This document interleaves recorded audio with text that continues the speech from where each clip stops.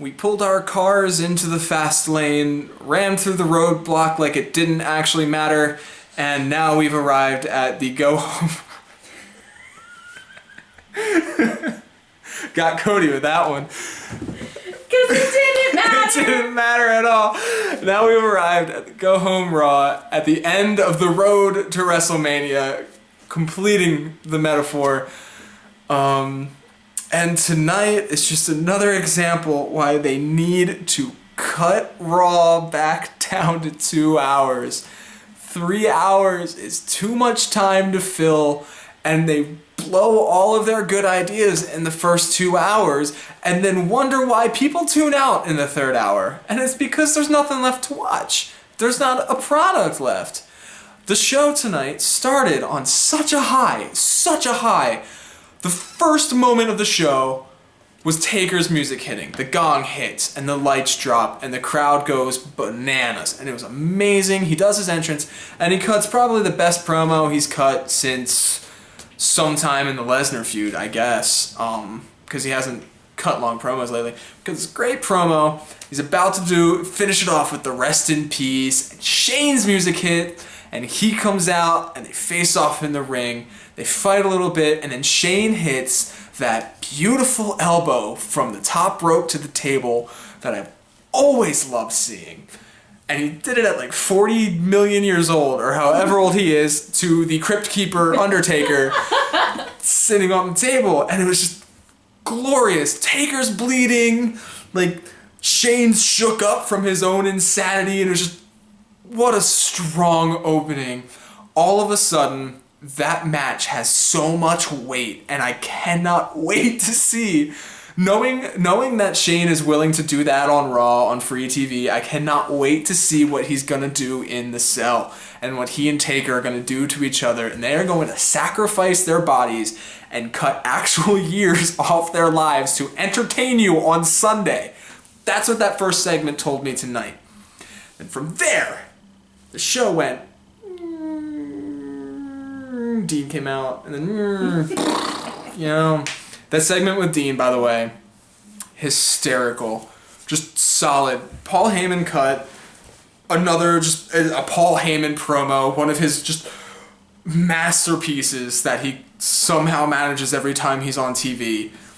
And it's interrupted by Dean Ambrose's music, which did not stop as Dean Ambrose comes out with an empty wagon, goes under the ring, and fills it with goodies. Like Terry Funk's chainsaw, Barbie, a fire extinguisher, and he left with the top step. And then back up the ramp. Music never stopped playing. Dean didn't open his mouth or even make eye contact with Brock Lesnar. Fantastic segment. You know that match. What he's saying with that promo is there is going to be a lot of goodies and, to use a Paul Heyman term, politically incorrect weapons. All of that's going to be thrown out. Brock's gonna bleed because he loves to bleed, and I love to watch Brock Lesnar bleed. Is that a bad thing to say? No, because even I was a little excited when he hit his face on the turnbuckle in Hell in a Cell. Oh, it was great. Love watching Brock bleed because he doesn't care. He doesn't blade. He just makes himself bleed. He makes so much money. And he just bleeds money. It's fantastic. I cannot wait for that match. But, like, besides that first segment and the Dean Ambrose bit, everything was, like, it was just a downward spiral. And going into the third hour, like, the final match of the night was that 6-man tag match that nobody cared about anything going on unless Sami Zayn was in the ring. Although, I disagree with the crowd a little bit on that. The crowd was just, they were gone. To quote Kenny, they tapped out. And they did. They were chanting for RVD, JBL. They were chanting for the New Day at one point. But there was some good storytelling in that match. Kevin Owens refused to tag in, or he would tag himself in, deliver one kick, and tag himself back out. So when he finally was forced into the match at the end, it carried more weight. It was good storytelling, but that match went way too long. You had that Divas match that set up the pre-show, the 10 Diva match, which is going to be the debut of Lana. Hallelujah, Emma's at WrestleMania. Like, she deserves it. But that 10th Diva is none other than I'm gonna join this company, and then 2 years after I join this wrestling promotion, maybe I'll learn how to wrestle. Little Miss Ava Marie. Ava Boorie. I'll botch everything. Ava Marie comes out, and I do respect that even her own team members don't like her, and they made it very obvious. I know that ties into Total Divas and how they don't like her on Total Divas, and that's all part of that match is just an extension of the reality show. I understand that. I'm okay with that being on the card. It's part of the product. Fine. I don't like Eva Marie. I don't want her anywhere on my TV screen. Hopefully this means she won't be at NXT anymore, and she can stay away from Bayley's title, because part of me was worried for a while that she might actually take it, but it didn't happen, so we're good. But like, yeah, Eva Marie came out, and it was whatever. And then it ended with a segment that had already happened tonight. The show tonight ended with Roman Reigns interrupting an Authority promo and then a brawl. That happened like 2 hours ago. You don't need to end your show with that. Why not open your show with that so the crowd can get their boos out of the way, and then close the show with that Taker Shane moment, because that was incredible.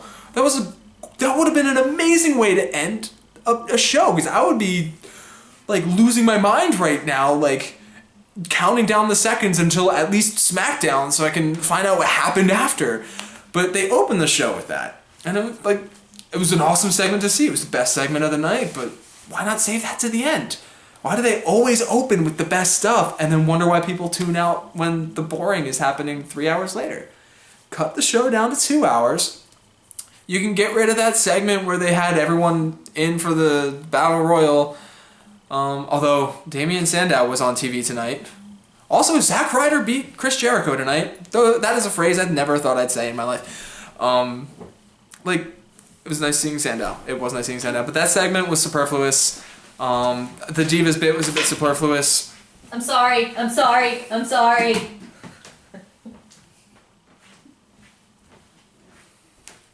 I'm sorry. She's getting on an airplane tomorrow, and I get a whole week without her, and I cannot wait.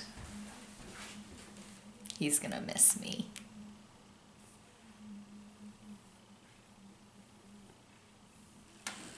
We are gross.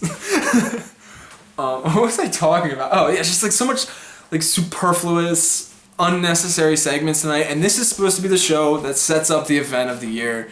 This is the one that last year I watched this show, and as soon as I was done, I turned on SmackDown and started ordering the network so I could watch WrestleMania. Like, this is the show that's supposed to be the sales pitch for the big event. And if I tuned in tonight for the first time, it's my first time watching WWE tonight, I wouldn't care. I would think that Roman's the bad guy because he got booed. I would be interested in the Undertaker Shane thing if I knew who they were beforehand, but not knowing who Shane was, like his history, it's a little different. I'd be interested in Dean and Brock because just that segment was just so well crafted and it didn't need words when Dean came out. But like besides that, like I probably wouldn't care about WrestleMania that much. Luckily, I know the WWE and that they tend to pull out some really good stuff at WrestleMania. They did last year. The show was incredible. And hopefully they'll do something crazy this year. But we'll find out in 6 days? 5 days, because this goes up tomorrow.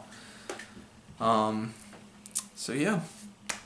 That's all I have to say about Raw this week because it's WrestleMania week. I'm going to be live streaming twice on YouTube this week. 2 times. That's 2. Twice. Friday night, join me at, 8 p.m.? No, 7 p.m. Eastern, 4 p.m. Pacific, because that's when the pre-show starts. I'll probably start live streaming sometime during the pre-show, and that'll be for TakeOver Dallas, which I am, like, more than excited for. Just Shinsuke Nakamura is debuting, yes, against Sami Zayn, and Bayley versus Asuka is going to be amazing, and then Finn and Joe have put on great matches in the past, and they will continue to do so Friday night.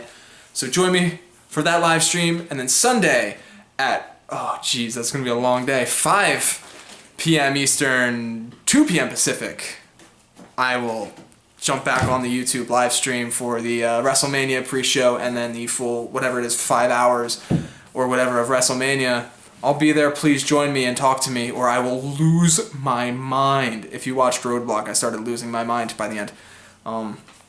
So yeah, that's going on this week. And of course, Saturday and Monday, I will have my little final thoughts on both those events. Tomorrow, what am I watching tomorrow? Tomorrow, I'm watching a movie called Hoop Dreams, which has been on my Netflix queue for 3 years now. So I'm finally going to watch that one. Find out my thoughts on that tomorrow. Like, share, subscribe, and leave a comment below. Suggest a movie for me to watch, please. Until tomorrow.